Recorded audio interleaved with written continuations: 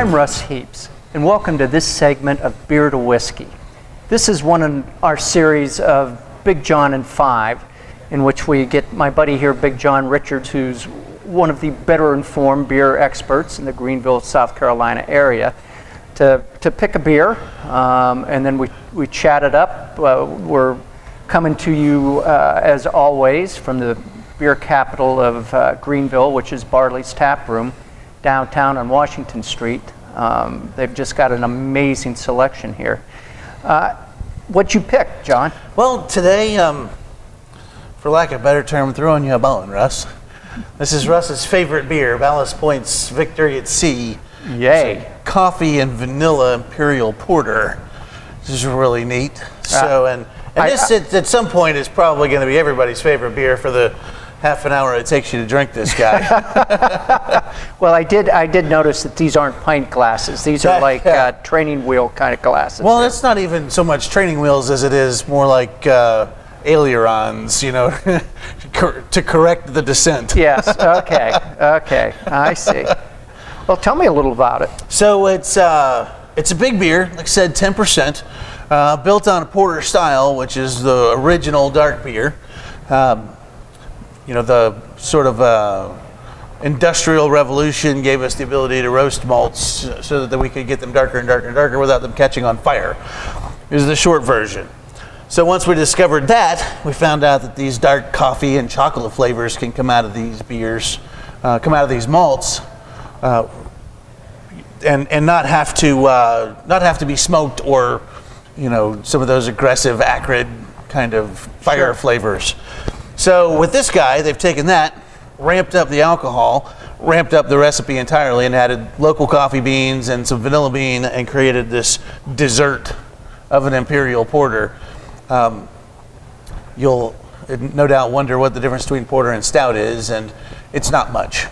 It's that stout became the bigger version of porter once it was introduced with higher alcohol contents. So we're mixing styles here, or kind of blurring the lines, if you will, between porter and stout, but good beer is good beer. I agree. I think it's a fine line to be blurred. Indeed, indeed. And speaking of getting blurry, yes, let's do that. Let's give it a try. Tex Miss Lily. It smells like creme brulee, Russ. Wow, that is so good. That is so good. And Ballast Point is out of San Diego. Correct. They're one of the guys that's gotten bought up by one of the big guys. But like I said a second ago, good beer is good beer.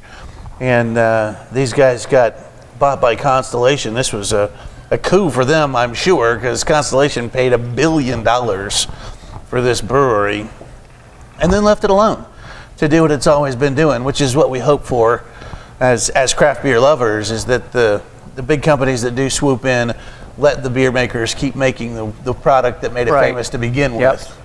Yep. I'm so happy you picked this beer. I haven't had it in a long time, and it makes me smile. It makes me happy. It does. You know, it's got all that, like I said, smells like creme brulee and all that sweetness right up front, but it settles down with the coffee and the roast and the real bread crusty flavors and the finish that a porter is really known for, and it keeps it from getting cloying, and it really makes it a wonderfully drinkable beer. I agree wholeheartedly. Yeah. What I know a couple segments ago we had a Ballast Point Sculpin. We did. That was really good, and there doesn't seem to be a beer that Ballast Point can't do and do pretty well. No, that's pretty fair. And they're another one that's been doing it for a long time out there. They got 20 plus years under their belt, and they make good beer. So, and rightfully so. You know, if you're a big company, you want to snatch up the guy that's making the best. Yeah. And they really are. They're mercifully still making really wonderful beer out there. That was our joke for a while, was taste one of their new beers and go, wow, it's amazing what you can do with $1 billion.